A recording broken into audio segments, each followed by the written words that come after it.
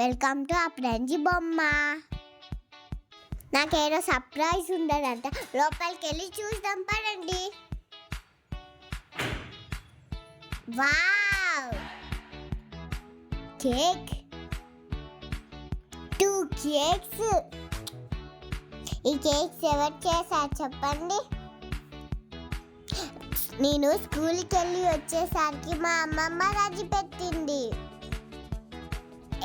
ఎప్పటి నుంచో చేయమన్నాను, కానీ ఈరోజు చేసి సర్ప్రైజ్ ఇచ్చింది. కట్ చేసి టేస్ట్ ఎలా ఉందో చూద్దాం. Wow, super.